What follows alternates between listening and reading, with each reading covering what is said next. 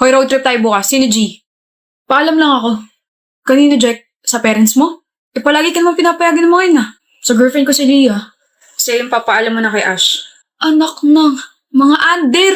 Ang corny nyo ba? Ang cringe pati. Bakit nyo kailangan magpaalam sa mga girlfriend nyo? Ano yan? Kasi girlfriend namin sila, Adli. Ayaw namin sila mag-overthink. And wala namang masama kung magpapaalam kami. Hindi Ibig sabihin, hawak nila yung mga desisyon nyo sa buhay? Kadiri, mga babae moments nga naman. Hoy, Adli, ito yung isa sa mga rason kung bakit ayaw ko mag-girlfriend. Bakit kayo hihingi ng permiso sa babae mo magro-road trip lang naman tayo? Hadlang sila sa kasiyahan nating mga lalaki. Lasing ka ba o hindi ka lang nakapag-toothbrush? Ang dumi kasi ng bunganga mo, Adli. Kaya ka walang girlfriend kasi ganyan ka magsalita. Hindi ko gagawin yung mga pinagagawa ninyo. Tignan nyo, kinikilabutan ako. Kakainin mo rin yung mga pinagsasabi mo. Gugutumin ko na lang yung sarili ko. Mga under. Hoy, Adli, mag-billiards tayo tapos may inuman. Papaalam lang ako. Sa girlfriend mo? Sige. Sa crush kong si... Crush? Crush pa lang? Ganon? Sige, chat mo na lang ako Sige. Hindi magpapaalam sa girlfriend, Red. Hindi rin sa nililigawan, Jack. Kung hindi sa crush naman pala magpapaalam itong kaibigan nating si Adli. Iba pala magkagusto to Ano nga ulit yung sabi niya 2 years ago, bro? Sabi niya, mga under daw yung mga nagpapaalam. Mga cringe raw. Ano po yung isang sinabi niya? Hadlang daw mga babae sa kasiyahan natin. Tapos ngayon, crush pala nagpapaalam na agad. Grabe ka na, Adli Your heart is so unpredictable. Oo na, ang daming sinasabi. Oo na! I was immature, okay? May character development na ako. Tsaka hindi ko lang siya basta crush. Iligawan ko na siya. Gusto ko siya, tsaka isa siya sa mga dahilan kung bakit masaya ako palagi. Kaya oo na, mali na ako dati. Para akong tatay mo sa sobrang proud sa'yo. Dahil dyan, mag-triple date tayo this weekend. Triple date? So, kasama rin si Jana ko. Hindi pre, triple date. Tayong 3 lang. Huwag naman to si Jack. Tinatanong na maayos tapos parang ewan naman sumagot. Ewan ko sa'yo. Pikon. Excuse me, miss. May nakaupo ba rito? Miss, kandong ka na lang sa akin. What? I mean, wala. Walang nakaupo dyan. Thank you. May I ask kung saan bansa ka pupunta? Naku, hindi ako aalis. Wala naman kasi akong pera pang ibang bansa, kaya hinatid lang namin yung pinsa namin. Siya ako nakain. Ikaw, saan ka pupunta? Canada. Oh, vacation? No. I'm staying there for good. Bakit? New environment, I guess. Hindi na kita makikita kahit kailan? Pardon? Wala? Hindi ka na babalik dito? Bibisita ganun? I don't know. But for now, I just want to escape. Mag-iingat ka. Thank you. Ikaw rin. Sige, mauna na ako. Pangalan? Excuse me. Ano pangalan mo? Aaron. Ako si Bam. As in B-A-M-N. Bam. Bye, Bam. Bye, Aaron. Love life na naging flight. Bam? Bam. Aaron? 5 years ago, di ba nag-usap tayo dito sa mismong airport? Yeah, I know. Aaron. What a coincidence. Kumusta? Ayos lang ako. Saan ka pupunta? Canada. I'm staying there for good. Ikaw ba? Dito na ulit ako sa Philippines titira.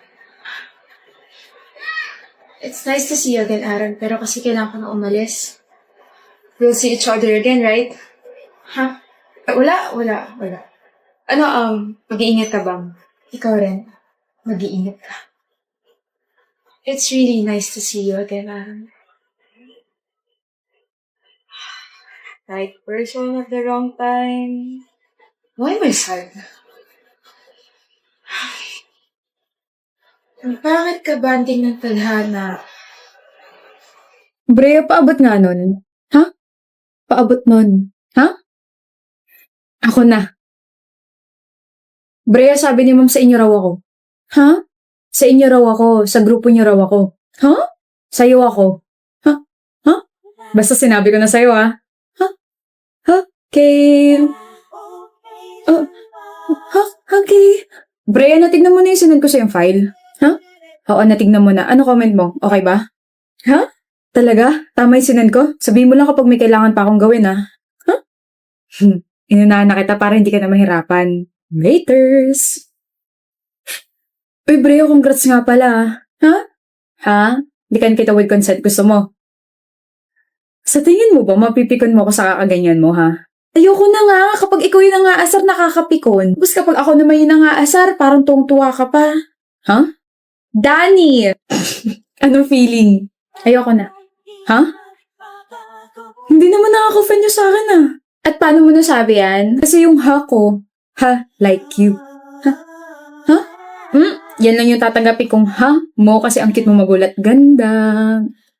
Ha? Ganda raw? Ha? Like you raw? Hi, excuse me. Kanina ka pa kasi namin napapansin ng mga friends ko and honestly, you're my type. Huh? If you don't mind, can I get your number, ganda? Ako lang may karapatang tawagan siyang ganda. Ha? Balusin kita dyan eh. Di mo ba nakikita yung wedding ring niya, ha? She's married and I am her husband. Ah, sorry po. Sorry kung late ako, ha. Miss you, ganda. Sa 7 years natin magkarelasyon, parang ngayon lang nawala yung poise mo. Since college kaya nawawala na poise ko kapag kausap kita. Grabe, I can't believe na crush mo na ako dati pa. Kaka, mukha sa akin. Ayan tuloy, from ha, like you, I love you, and ngayon, ha, sawa na kita. Kilig ka na naman. Sino hindi kikiligin? Eh, ikaw yan. Nga pala, Brea. Kapag may lumapit sa'yo, ganituhin mo na lang siya, ha?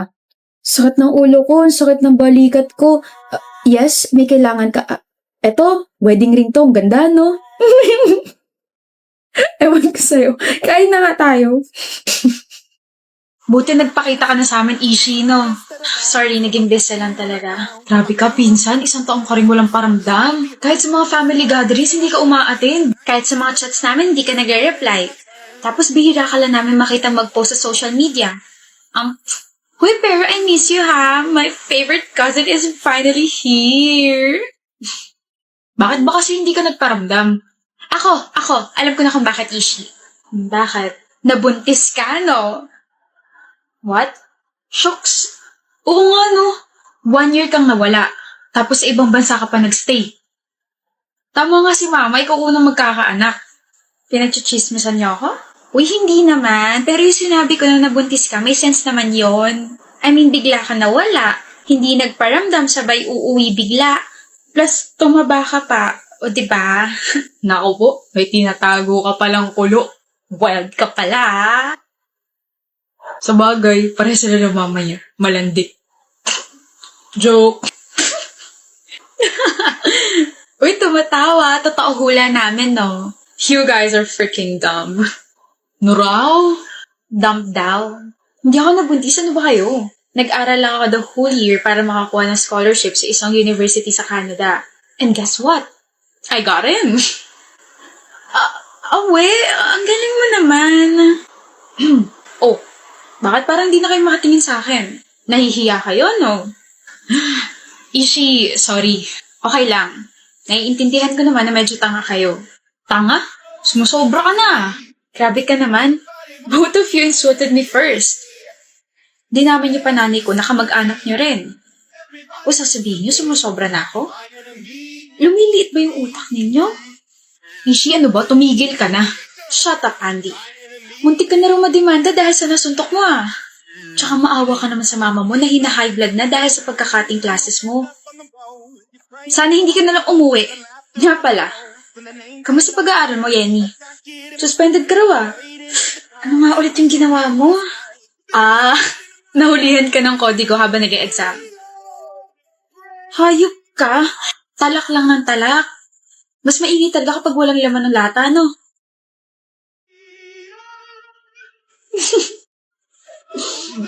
Galing lang ibang bansa, yabang na. She's so annoying. Plastic pa. Kanina ka pa nag-aantay, Kai? Hindi naman, Vil. Kanina ka pa nag-aantay. Hindi mo na nga maitawid ng maayos yung mga binti mo dahil sa ngalay. Para sa'yo, syempre, kakayanin ko. Akin ang bag mo. Hatid na kita. Dumplings, oh. Sinasagot na kita. Sinasagot na kita, Kai. Talaga? Viel! Para sa'yo, Viel ko. What's with the flowers? Hindi ko naman birthday. Hindi naman Valentine's Day. Just flowers. Thank you. Love you. I can't believe we forgot our 3rd anniversary. Yeah. Sorry, pagod lang talaga. Same. Tuloy ba tayo this Saturday? Sorry, Viel, may business trip ako sa Visayas eh. Sakto pala kasi may lakad din ako kasama ng mga friends ko. Viel. Are we okay? No, we're not okay, Kai. We both know we're not okay. Ano nangyari, Viel? Bakit naging ganito? Napagod tayo sa isa't isa. We're not even excited to see each other anymore. No more just flowers. No more small talks. No more celebrations. No more Viel ko. Sorry. Sinubukan naman natin ayusin, pero we got bored. Wala na yung sparks. sorry. Susundin ka ba ng boyfriend mo? Wala akong boyfriend. Ha? Last balita ko sa'yo, kayo pa ni Kai. So matagal na kayong break? Sorry girl, I didn't know. Pero may susundo ba sa'yo? Sabi ka na sa akin. Yeah, may susundo sa akin. Actually, ayan na siya. Kai? What? Huh? Sabi mo, break na kayo. Wala akong sinabi. I just told you na wala akong boyfriend. Husband, meron. Oh. Kai's my husband. We got married 3 months ago. Huh? We broke up, we parted ways. Then we met after a couple of weeks. We sat there, stared at each other. Then nag-usap kami. After nun, we realized na it's not all about the sparks. Kasi akala namin kapag nawala na yon, kailangan na tapusin yung relasyon. Which is hindi pala. Cringe pakinggan, pero we were reminded of kung bakit nasa isang relasyon kami. Na support system namin yung isa't isa. Diba? Asawa ko na. Hi, love. Hi, Viel ko. Uwi na tayo? Excuse me. Bye, Joey. Ganda mo talaga. Ba't ba ako pumunta